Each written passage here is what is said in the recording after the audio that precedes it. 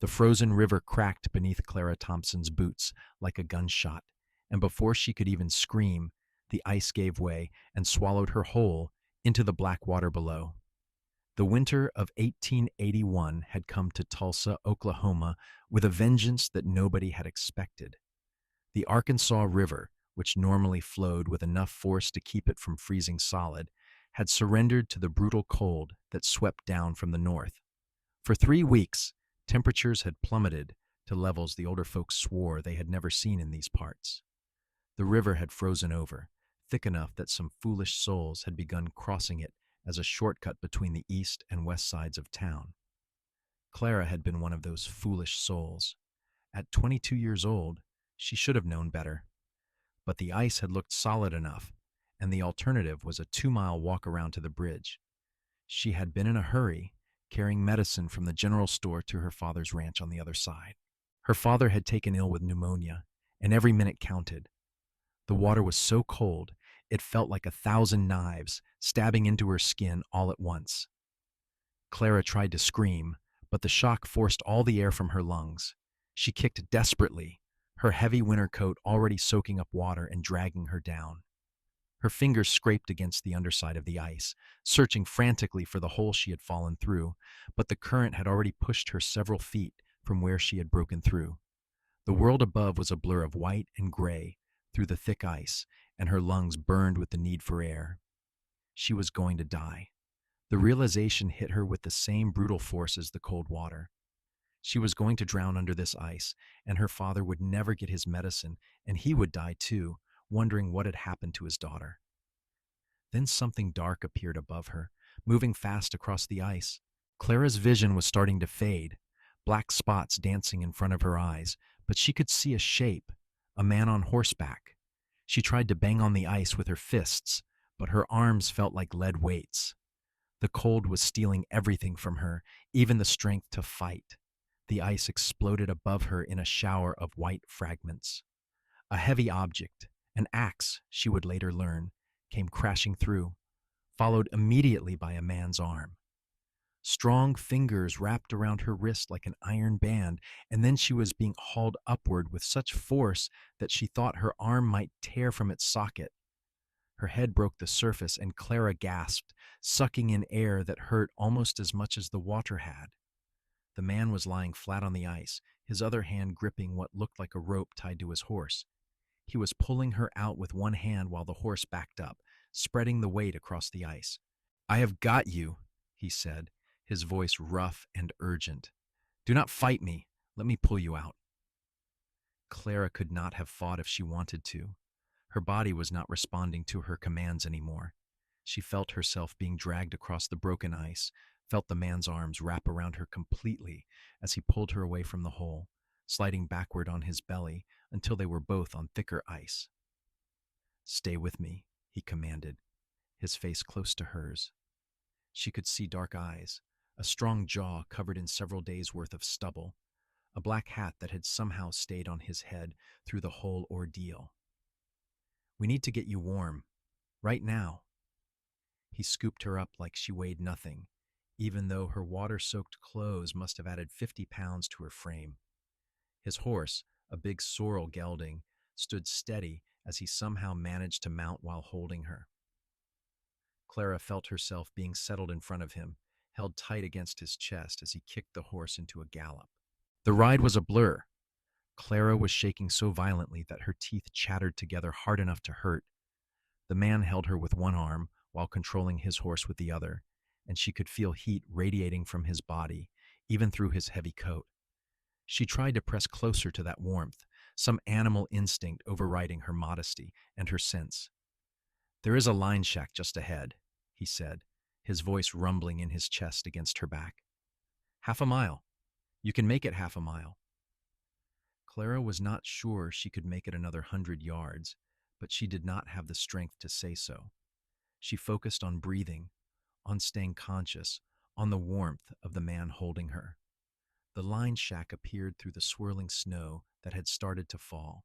It was barely more than a cabin, the kind of rough shelter that ranchers built on the far edges of their property for cowboys to use during storms or when they were too far from the main house. The man dismounted in one smooth motion, still holding Clara, and kicked the door open. Inside, it was barely warmer than outside, but at least they were out of the wind. The man laid Clara down on a rough wooden bunk and immediately started stripping off her wet clothes. Clara knew she should protest, knew that this was completely improper, but she also knew that wet clothes in this cold would kill her as surely as drowning would have. I am sorry, he said as he worked, his hands quick and efficient, but not indelicate. But these have to come off. All of them. He wrapped her in every blanket he could find in the shack, and then he was building a fire in the small stone fireplace, working with the speed of someone who had done this 100 times. Within minutes, flames were crackling, and blessed heat began to fill the small space. The man came back to her, and Clara realized with a start that he had stripped off his own wet outer layers. His shirt was damp, but not soaked, and he had kept his pants on. Without a word, he climbed onto the bunk beside her and pulled her against his chest, wrapping his arms around her through the blankets.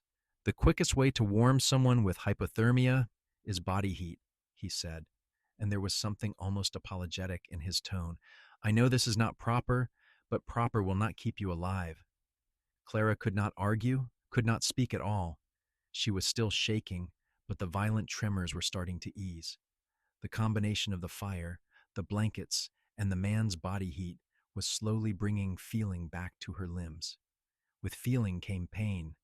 Her fingers and toes burned like they were on fire, and she whimpered despite herself. I know it hurts, the man said quietly. That is a good sign. It means there is no permanent damage. Just breathe through it. They lay like that for what felt like hours, though it was probably less than one. Slowly, Clara's shaking subsided. Her breathing evened out. The pain in her extremities faded to a dull ache. She became aware of other things. The steady rhythm of the man's heartbeat against her back, the smell of wood smoke and leather and something else, something masculine and clean, the way his arms held her carefully, firmly, like she was something precious that needed protecting. Thank you, she finally managed to whisper, her voice hoarse and rough. You saved my life. Anyone would have done the same, he said, but Clara knew that was not true. Not everyone would have had the courage to go out on that ice, to break through it and pull out a drowning woman. Not everyone would have known exactly what to do afterward. What is your name? She asked. There was a pause, and then he said, August Xavier. I work for the Diamond J Ranch. I am Clara Thompson. My father owns the Triple T on the west side of the river. John Thompson's daughter, August said, and she could hear recognition in his voice. I have heard of you. You help run the ranch with your father. Someone has to, Clara said. My mother died 5 years ago, and my brothers both headed to California to try their luck in business. It is just my father and me now. She paused, then added with sudden urgency, the medicine. I dropped the medicine in the river. My father needs it. He has pneumonia.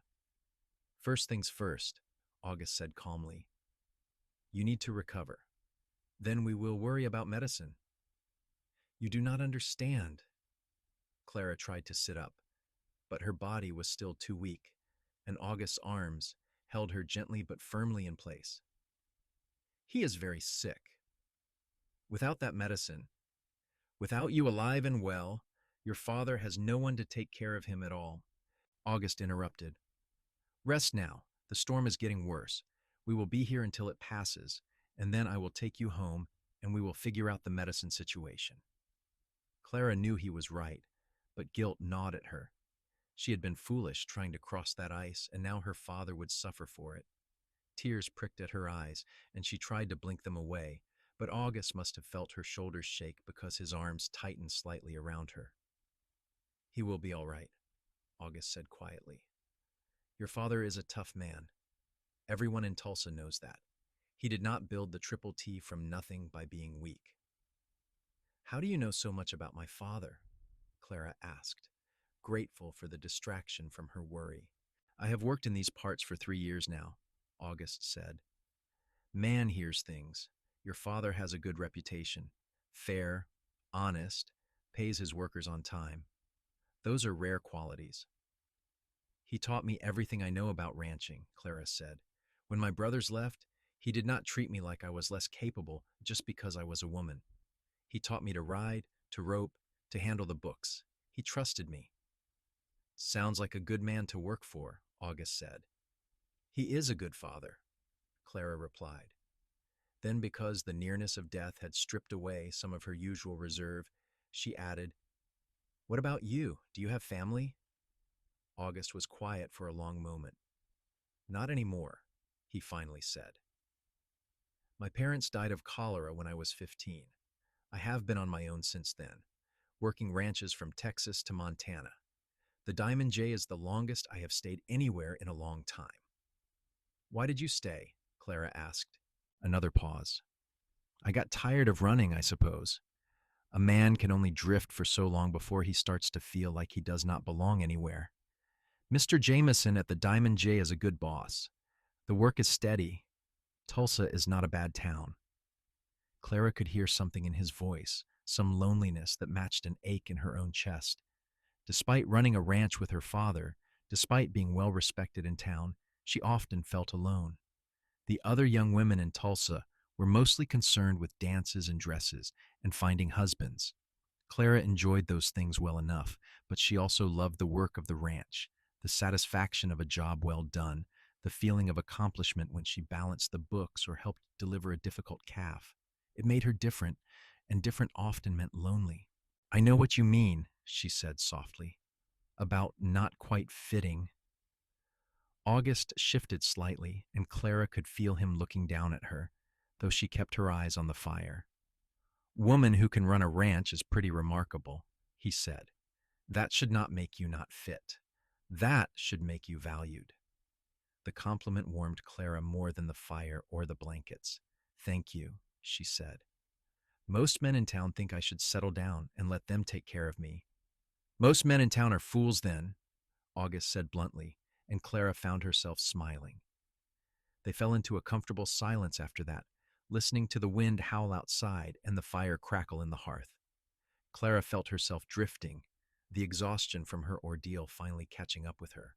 She knew she should be embarrassed about the situation, about lying practically naked in the arms of a man she had just met, but she could not quite manage it. He had saved her life.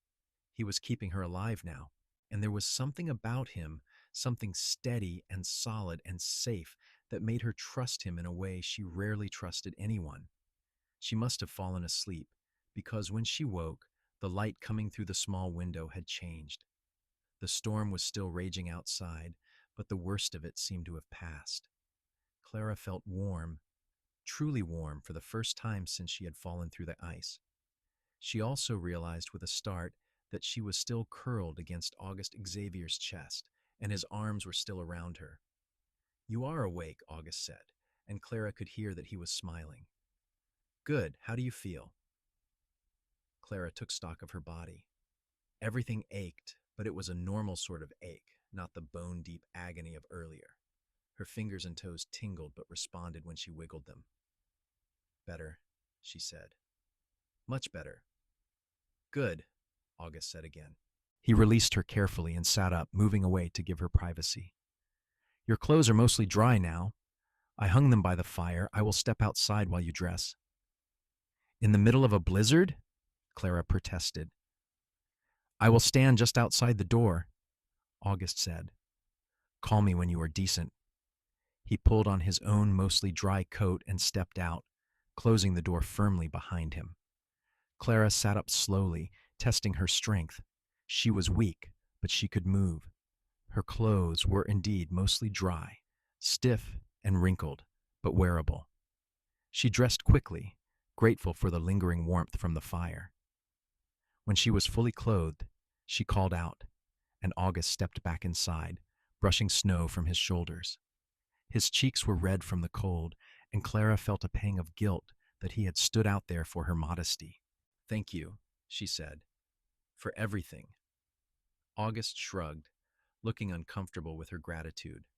"Like I said, anyone would have done the same." "But not anyone did," Clara pointed out. "You did. You risked your life on that ice." "Could not exactly let you drown." August said gruffly. He moved to the fire and added another log. Storm is easing up. We should be able to head out within the hour. Get you home to your father. The mention of her father brought all of Clara's worry rushing back. How long was I asleep? Few hours, August said. It is late afternoon now. Clara's heart sank. Her father had been expecting her back at midday with the medicine. He would be worried sick if he was even conscious. We need to go, she said urgently. We need to go now. The storm, August, began. I know it is not safe, Clara interrupted, but my father is alone and sick, and he will try to come looking for me if I do not get back soon, even as ill as he is. That will kill him for certain. August studied her for a long moment, then nodded. All right, we go now. But you ride with me and you hold on tight. That ice was already weak when you fell through. After the days warming and freezing, it will be even more unstable. We take the long way around over the bridge. That will add an hour, Clara protested. And trying to cross the ice again will add an eternity when we both drown, August said flatly. The bridge, or we wait. Clara recognized that tone. It was the same one her father used when he had made a decision and would not be swayed. She nodded reluctantly. The bridge. August's horse, which he had sheltered in a small lean-to attached to the shack, seemed grateful to be moving again despite the cold. August mounted first, then reached down and pulled Clara up in front of him with easy strength. She settled into the saddle, and his arms came around her to grip the reins. The ride to the bridge was harrowing. The snow had let up, but the wind was still brutal, and visibility was poor. August seemed to navigate by instinct, never hesitating, even when Clara could barely see 10 feet in front of them. His horse plodded steadily through snow that was knee-deep in places, never faltering. They reached the bridge as the sun was setting, painting the sky in shades of orange and pink that seemed too beautiful for such a harsh day. The Arkansas River flowed dark and forbidding below, chunks of ice floating in the current. Clara shuddered, thinking about what lay beneath that ice upstream, the cold darkness that had nearly claimed her. Once across the bridge, August urged his horse into a faster pace. "Direct me," he said. "I know generally where the Triple T is, but not the exact route to your house." Clara gave him directions, and 20 minutes later, they rode into the yard of her family's ranch. The main house was a solid 2-story structure built by her father 15 years ago when he had first claimed this land. Smoke rose from the chimney, which meant someone had tended the fire recently. Clara felt a rush of relief. If the fire was going, her father must be well enough to move around. She slid down from the horse before August could help her, her legs shaky but holding. She hurried to the front door and pushed it open. "Papa!" she called out. A fit of coughing answered her, coming from her father's bedroom on the first floor. Clara rushed to the doorway and found her father in bed, his face flushed with fever, but his eyes were open and aware, and they widened when he saw her. "Clara!" he rasped. "Thank God! I was so worried. You should have been back hours ago." "I know, Papa. I am sorry." There was an accident. Clara moved to his bedside and felt his forehead. He was burning up. "Where is the medicine?" "What medicine?" her father asked, confused. "You went to town to get medicine, but you never came back." "I fell through the ice on the river," Clara said quickly. "I lost the medicine." "Papa, we need to send someone back to town to get more." "The ice!" her father said, his eyes sharpening with alarm even through the fever. "Clara, you could have died." "She nearly did," August said from the doorway, and both Clara and her father turned to look at him. "I am August Xavier from the Diamond J. I pulled your daughter from the river and got her warmed up. She is going to be fine, but you are right that she needs rest." John Thompson looked from August to his daughter and back again, and Clara could see him putting together the pieces of what must have happened. "You saved my daughter's life," he said, his voice rough with emotion and illness both. "I was in the right place at the right time," August said, echoing his earlier words. Nevertheless, John said. He tried to sit up, was seized by another coughing fit, and Clara pushed him gently back down. Papa, stop. You need to rest. She looked at August. I hate to ask more of you after everything you have already done, but could you possibly ride back to town and get the medicine? I cannot leave my father alone like this, and I am not sure I am strong enough to make the ride myself yet. Already planning on it, August said. What medicine does he need? Clara told him, along with instructions on where to find Dr. Hadley, who had the medicine prepared. August nodded, committing it all to memory. I will be back as soon as I can. Keep him warm and make him drink water if you can. I know how to care for him, Clara said, a little sharper than she intended. Then softer. Thank you. Again. August tipped his hat to her and disappeared. A moment later, Clara heard the sound of hoofbeats fading into the distance. That is a good man, her father said quietly. Yes, Clara agreed. He is. Pretty too, if I recall correctly, though it has been a while since I saw him in town, her father added, and despite everything, Clara felt her cheeks heat. Papa, she said reprovingly. Her father managed a weak grin. I may be sick, but I am not blind, and I am not so old that I have forgotten what it looks like when a man and a woman are aware of each other. You are delirious from fever, Clara said firmly, but her father just chuckled, which turned into more coughing. Clara spent the next hour tending to her father, getting him to drink water and broth, changing the sweat-soaked sheets on his bed, and stoking the fires throughout the house. She was exhausted, her body still recovering from its ordeal, but she pushed through it. Her father needed her. It was full dark when she heard hoofbeats in the yard again. She hurried to the door and found August dismounting, a small package in his hand. He looked half frozen, snow crusting his coat and hat. The medicine, he said, handing it to her. Dr. Hadley said your father should take it twice a day, and he should see improvement within a few days if he rests. Clara took the package with trembling hands. How much do I owe you? Doc said to put it on your father's account, August said. Now give him his medicine and then get some rest yourself. You have been through enough today. Come inside and warm up first, Clara said. Please. You have ridden across the territory twice in a blizzard today. The least I can do is offer you a hot meal and a place to sleep for the night. August hesitated, then nodded. Just until I warm up a bit. Then I should get back to the Diamond J. They will be wondering where I am. Clara led him inside and made him sit by the kitchen fire while she prepared her father's medicine. John took it without complaint, and Clara could see him relax almost immediately, the mere knowledge that help had arrived doing as much good as the medicine itself. When she returned to the kitchen, she found August still sitting by the fire, his eyes closed. He looked exhausted, and Clara felt a wave of tenderness toward this man who had given so much for her and her father. Let me make you something to eat, she said quietly, trying not to startle him. August's eyes opened. You should be resting, not cooking. I am fine, Clara said, and it was mostly true. She was tired and sore, but the warmth of her home and the knowledge that her father was going to be all right had revived her. Besides, cooking is restful compared to what I have been through today. She prepared a simple meal of stew and bread, food that had been simmering on the stove for her father. August ate like a man who had not seen food in days, and Clara realized that he probably had not eaten since breakfast, having spent the entire day rescuing her and riding through storms.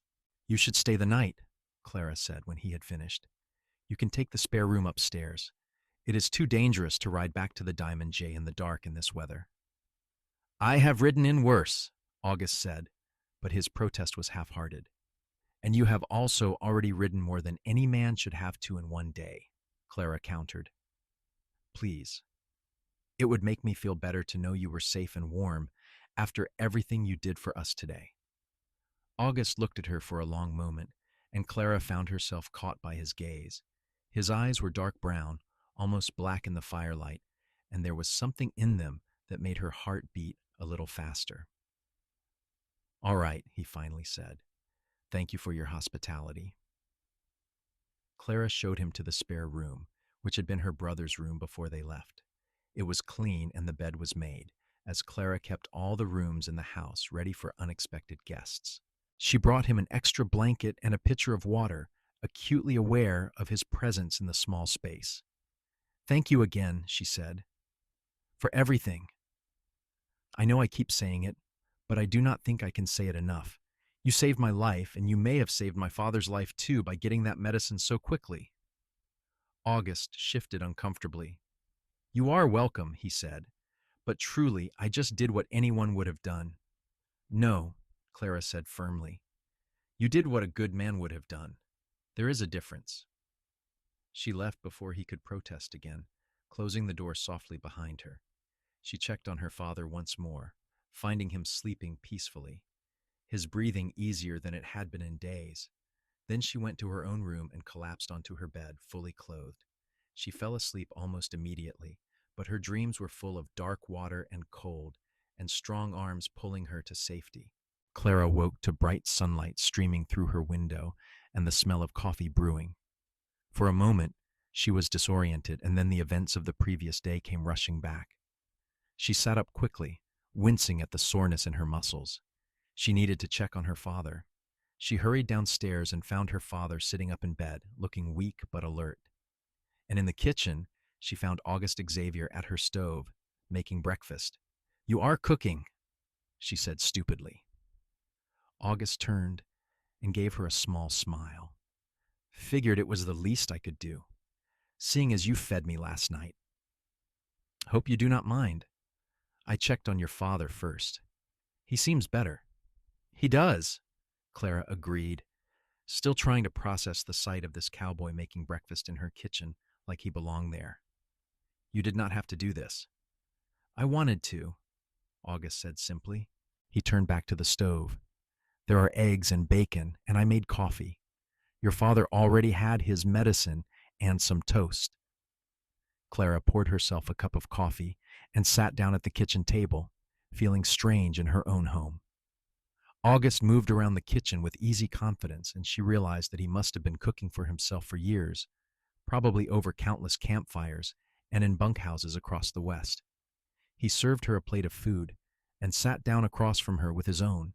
They ate in comfortable silence for a few minutes before August said, "I should head back to the Diamond J this morning. They will have noticed I was gone overnight, and I need to let them know I am all right." "Of course," Clara said, trying to ignore the small pang of disappointment in her chest. "But come back any time. You are always welcome here. You have more than earned our hospitality." August nodded. "I appreciate that." He paused, then added, "How are you feeling today? Any numbness or pain?" "Just sore," Clara said, "but nothing serious. I think I was very lucky." "We both were," August said quietly. "If I had been even a minute later, or if the ice had not held my weight when I went out after you." He did not finish the sentence, but he did not need to. Clara knew how close she had come to dying. She reached across the table impulsively and laid her hand over his. "But you were not late, and the ice did hold. I am here because of you." August turned his hand over and squeezed her fingers gently.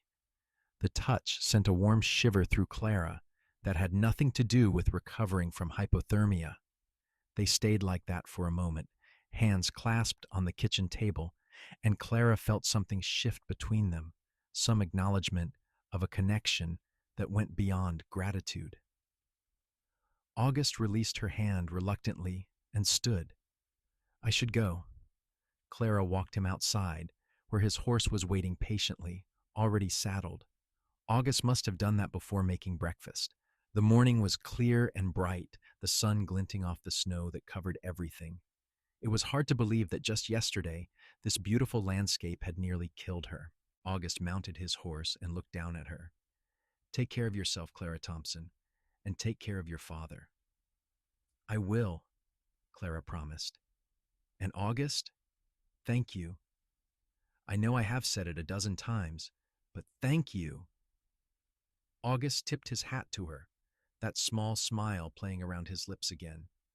You are welcome, Clara. Maybe I will see you around town sometime. I hope so, Clara said, and she meant it more than she had meant anything in a long time. She watched him ride away, his horse's hooves crunching through the snow. She stood there until he disappeared over the rise, and only then did she turn and go back inside. The next few days passed in a blur of caring for her father.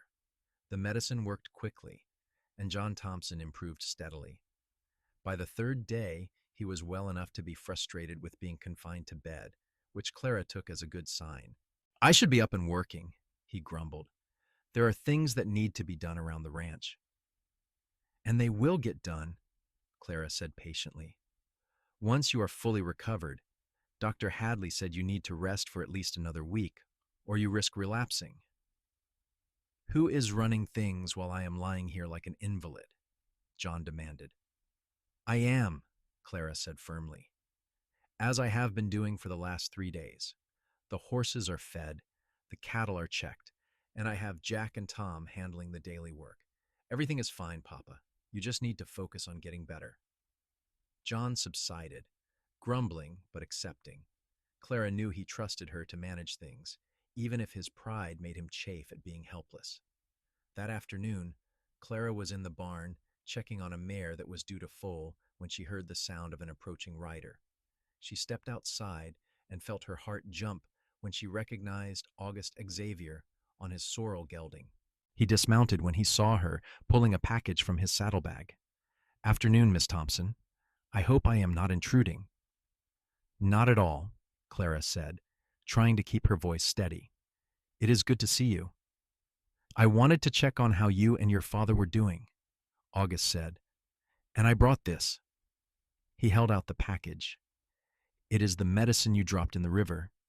I went back to the spot where you fell through, once the ice was solid again, and I found your bag underneath. The package was still intact. I thought you might be able to return it to the general store for credit. Clara took the package, surprised and touched. You went back to the river for this? August shrugged. Seemed a waste not to, if it could be recovered. Medicine is expensive. That was very thoughtful, Clara said. Would you like to come inside? I know my father would like to thank you properly. August hesitated, then nodded. If it is not too much trouble. Clara led him into the house, acutely aware of his presence behind her. In the kitchen, she put on a pot of coffee and called to her father that they had a visitor. John Thompson appeared in the doorway of his bedroom, dressed and walking under his own power for the first time in days. He looked thin and tired, but his eyes were clear and alert. August Xavier, he said, extending his hand. I owe you a debt I can never repay. You saved my daughter's life. August shook his hand. You do not owe me anything, Mr. Thompson. I am just glad I was there when I was needed. Nevertheless, John said, if there is ever anything you need, anything at all, you come to me. You hear? I appreciate that, sir, August said. They sat in the kitchen drinking coffee, and Clara found herself mostly quiet, listening as her father and August talked. They spoke about ranching and cattle and horses, and Clara could see her father's respect for the younger man growing as they talked. August clearly knew his business, and he spoke with the quiet confidence of someone who had spent his life working with animals and land. Finally, John excused himself to rest, and Clara walked August outside again. The sun was starting to set, painting the snow in shades of pink and gold. Your father seems much better, August said. He is, Clara agreed. Thanks to you. And you, August said. You have been taking care of him and the ranch both. That is not easy work. I am used to it, Clara said. I have been helping run this place for years.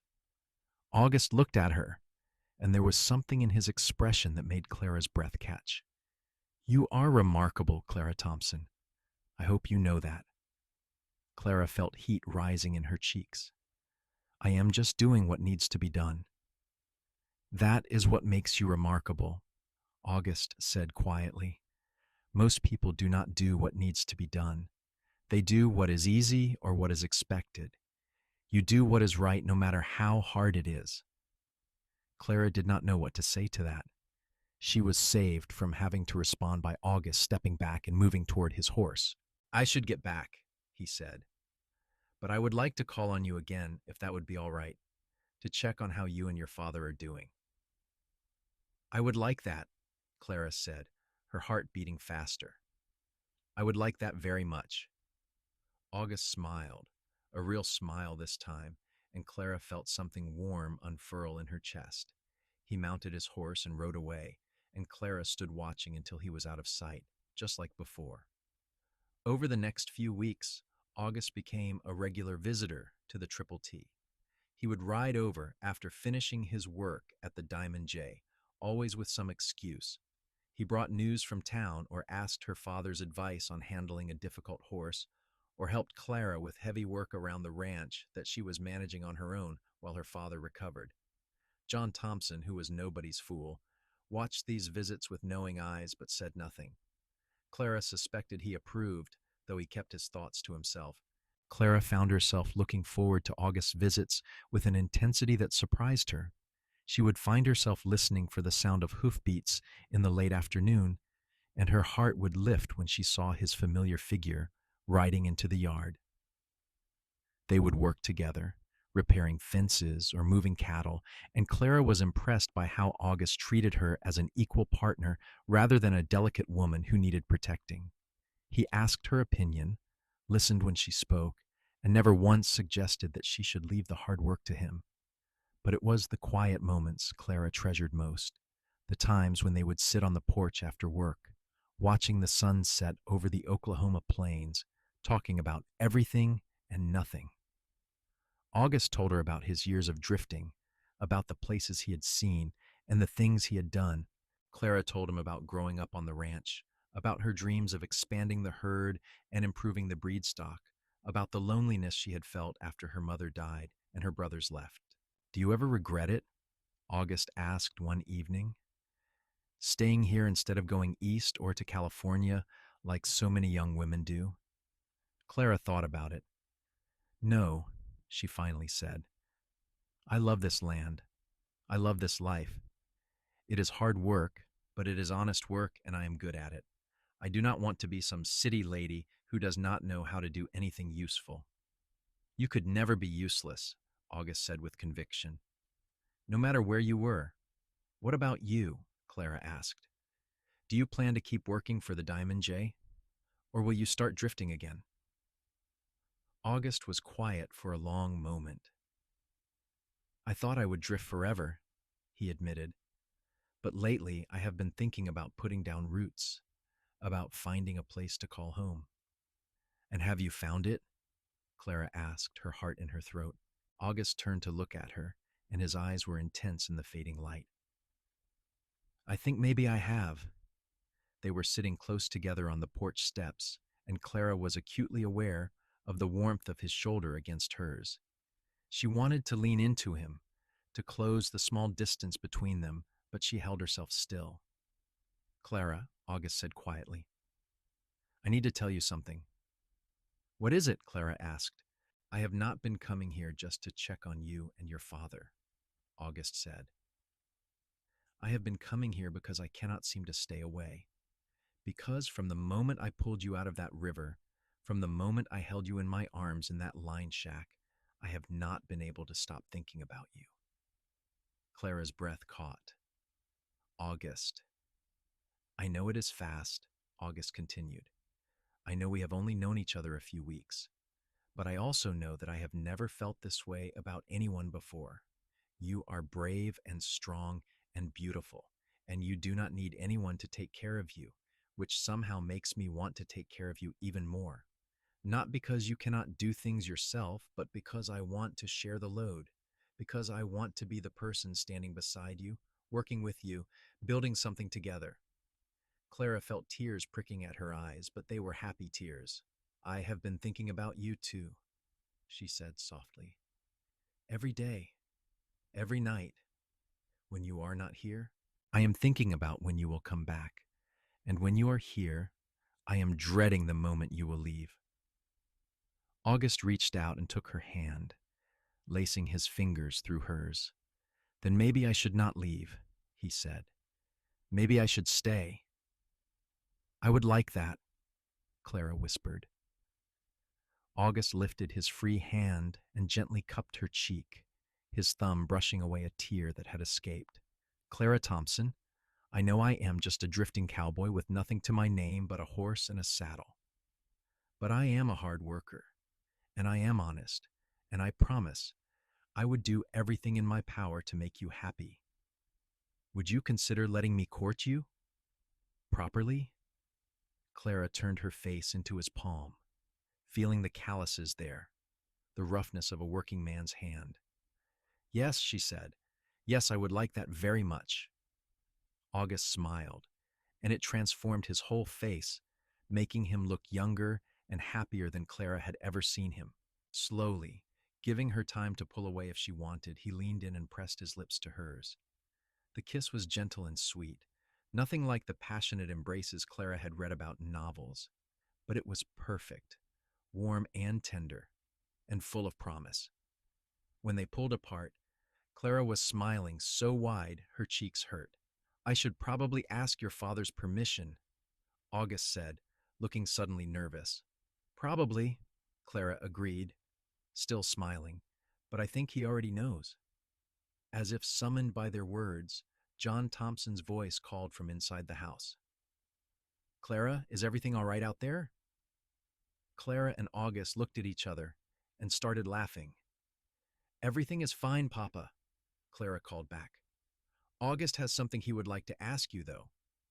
When August nervously approached her father a few minutes later, John Thompson listened to his request to court Clara with a serious expression.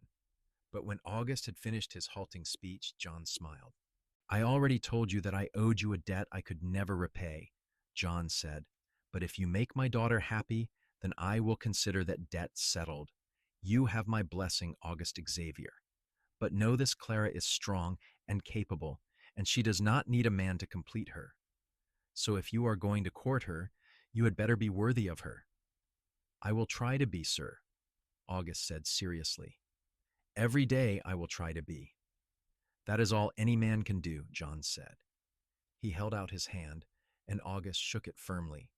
The courtship that followed was the happiest time of Clara's life. August continued to work at the Diamond J, but he spent every spare moment at the Triple T.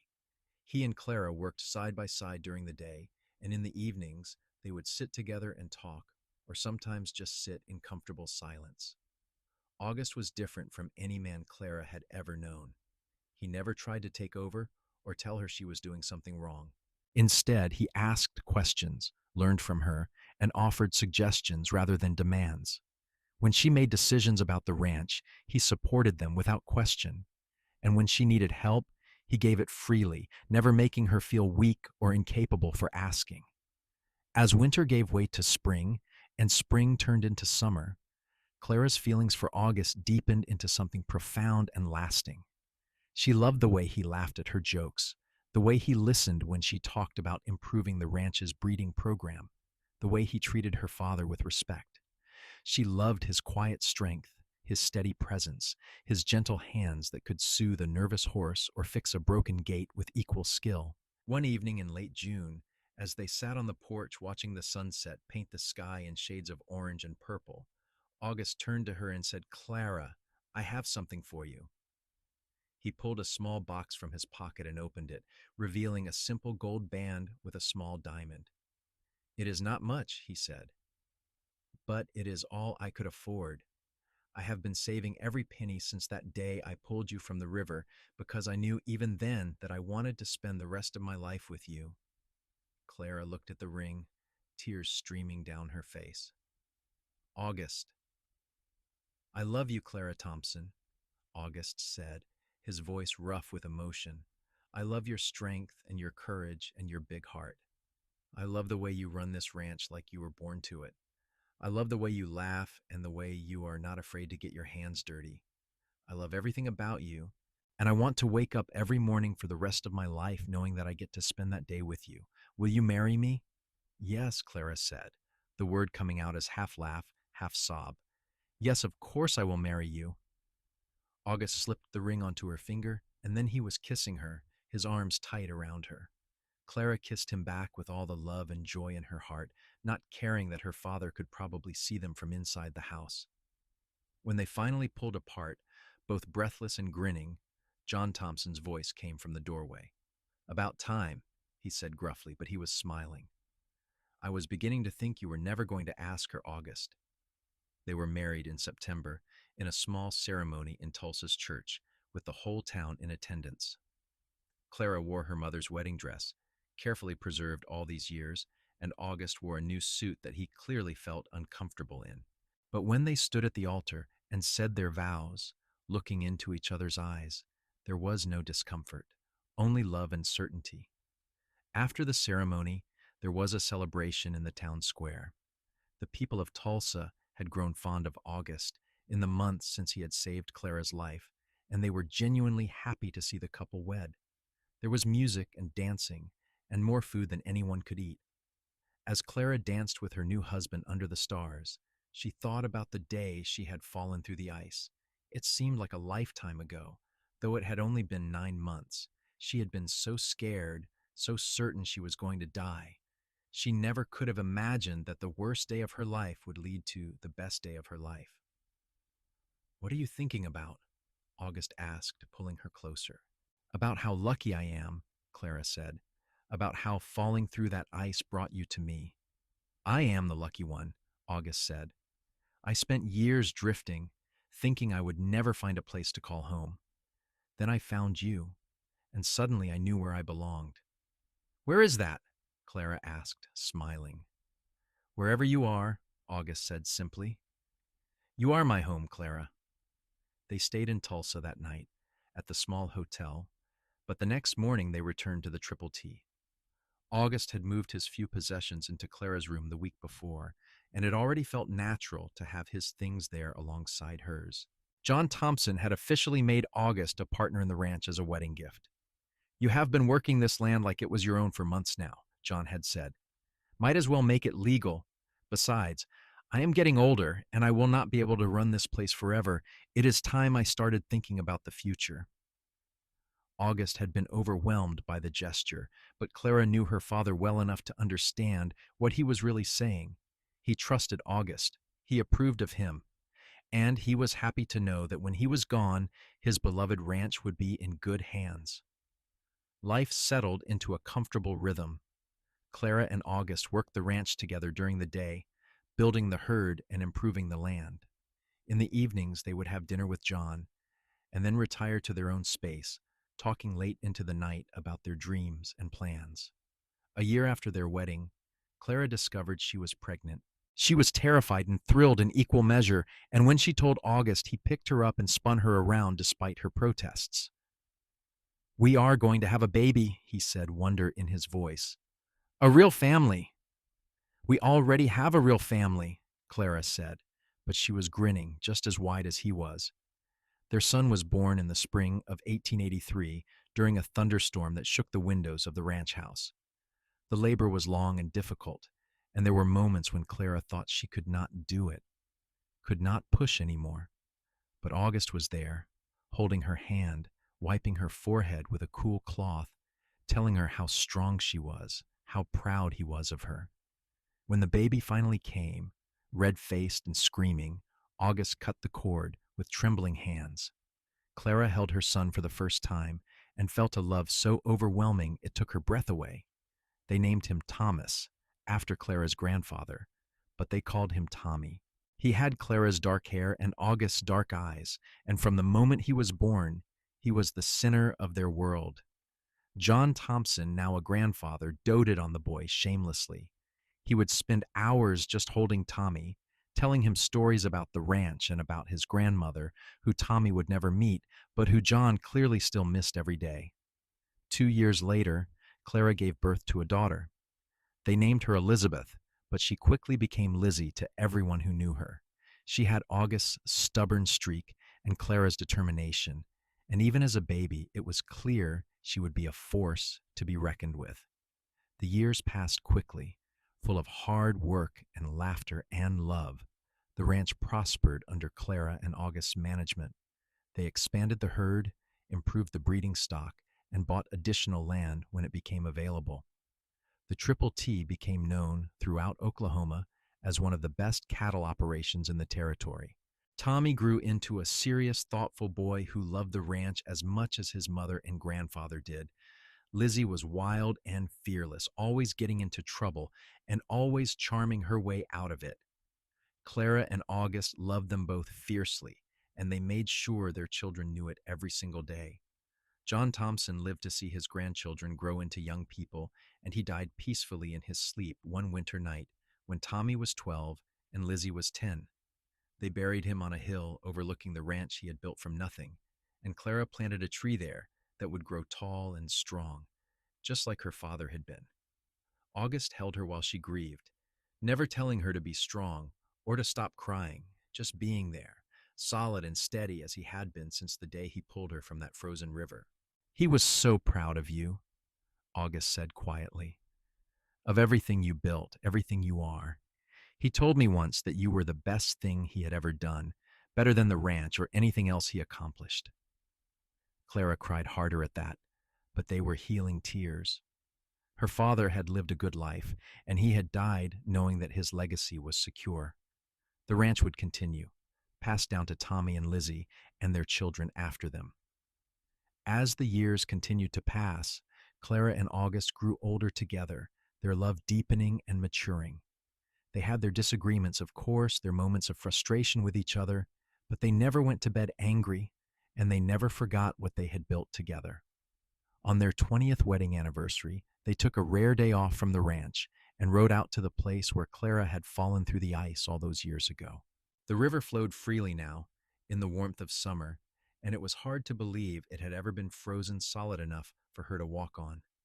"Do you ever think about that day?"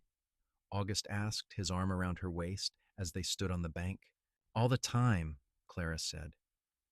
"I think about how terrified I was, how certain I was that I was going to die. And then I think about how you saved me, and how that moment changed everything." "I was terrified too," August admitted. "When I saw you under that ice, I thought I was too late. I thought I was going to have to watch you die and not be able to do anything about it. But you were not too late," Clara said, turning to face him. "You were exactly on time, and you gave me a life more wonderful than I ever imagined possible." August cupped her face in his hands, his thumbs tracing the lines that time and laughter had etched around her eyes. "You gave me the same thing," he said. "A home, a family, a purpose. Everything I am, everything I have is because of you." "Because of us," Clara corrected. "We built this together." They kissed there on the riverbank, two people who had found each other in the most unlikely of circumstances and had chosen each other every day since. The sun was setting, painting the sky in those familiar shades of orange and pink, and Clara thought about how many sunsets they had watched together over the years. She hoped they had many more to come. When Tommy was 25, he married a sweet young woman named Sarah who loved the ranch almost as much as he did. They gave Clara and August their first grandchild, a boy they named John after his great-grandfather. Clara cried when she held him for the first time, thinking about how her father would have loved to meet this child who bore his name. Lizzie, true to her independent nature, did not marry until she was nearly 30. She chose a lawyer from Tulsa named Robert, a kind and patient man who understood that his wife would never be content to just keep house. Lizzie became the first woman lawyer in Oklahoma, a fact that made both her parents swell with pride, even as some of the more traditional folks in town clucked their tongues. Clara and August settled into the role of grandparents with joy. They spoiled their grandchildren shamelessly, taking them on rides around the ranch and teaching them everything they knew about horses and cattle and the land. August would tell them stories about pulling their grandmother from the frozen river, embellishing the details until Clara would laugh and swat his arm and tell him to stick to the truth. But the truth was dramatic enough. The truth was that two people had found each other in a moment of crisis and had built a lifetime of love from it. The truth was that they had raised children and built a successful ranch and supported each other through good times and hard times. The truth was that they had loved each other for more than 40 years, and that love had only grown stronger with time. When August was 65, he had a heart attack while working in the barn. Clara found him collapsed in the straw, and for a terrible moment she thought she had lost him. But August was tough, and with rest and care he recovered. The doctor told him he needed to take it easier, to let Tommy and the ranch hands do more of the heavy work. August grumbled about it, but he followed the doctor's orders, mostly because Clara gave him no choice. She had not spent 45 years with this man, only to lose him because he was too stubborn to rest. They spent more time sitting on the porch in the evenings, watching the grandchildren play in the yard. Sometimes Clara would read aloud while August dozed in his chair, his hand reaching out every so often to make sure she was still there beside him. On a warm evening in early September, exactly 50 years after their wedding day, Clara and August sat together on that same porch, holding hands and watching the sun set over the ranch they had built together. Their children and grandchildren had just left after a big celebration, and the house was quiet again. 50 years, August said quietly. It has gone by so fast. And so slow, Clara said. I feel like I have lived 10 lifetimes with you, and yet it also feels like it was just yesterday that you pulled me from that river. Best thing I ever did, August said. Best thing that ever happened to me, Clara replied. They sat in comfortable silence, the kind that only comes from decades of knowing someone completely. Clara thought about the girl she had been at 22, falling through that ice, certain she was about to die. She could never have imagined the life that was waiting for her on the other side of that fear, the love and joy and fulfillment she would find. Do you have any regrets? August asked, as if reading her thoughts. Clara thought about it seriously. No, she finally said. Not a single one. Everything I have done, every choice I have made, has led me here, to this moment with you. How could I regret any of it? August squeezed her hand. I love you, Clara Xavier. I have loved you for 50 years, and I will love you for whatever time we have left. And I love you, Clara said, from the moment you broke through that ice to save me. You have been my hero, my partner, my best friend, and the love of my life. They watched the sun sink below the horizon, painting the sky in brilliant colors. The ranch spread out before them, land they had worked and loved and passed on to their children. The house behind them was full of memories, of laughter and tears, of ordinary days and extraordinary ones. Clara rested her head on August's shoulder, feeling the solid warmth of him beside her. In the distance, she could hear cattle lowing and horses nickering in the barn, the sounds of the ranch, the sounds of home. She thought about that frozen river, about the cold darkness that had nearly claimed her, but mostly she thought about the strong arms that had pulled her to safety, about the man who had warmed her back to life and then spent the rest of his days keeping her warm with his love. The ice had trapped her, but it had also set her free, free to love and be loved, free to build a life that mattered, free to know that she was exactly where she belonged. As the last light faded from the sky and the stars began to appear, Clara and August remained on the porch, hands clasped, hearts entwined. Two people who had been brought together by chance and had stayed together by choice. Two people who had built something lasting and beautiful from a moment of crisis. They would sit there for many more evenings, watching many more sunsets until their time finally came. And when it did, they would go together, or as close to together as fate would allow, secure in the knowledge that they had lived well and loved deeply and left behind a legacy that would endure. But that time was not yet. For now, there was just this moment, this evening, this quiet contentment of two souls who had found their home in each other. The ranch would continue, passing to new generations who would add their own stories to its history. But the foundation would always be this: a woman trapped under ice, a cowboy who saved her, and the love that grew from that desperate, perfect moment. Clara smiled, closing her eyes and breathing in the familiar scent of Oklahoma earth and August's weathered coat. Whatever happened next, whatever trials or joys the future held, she knew one thing with absolute certainty. She was home, in every sense of the word, and she always would be.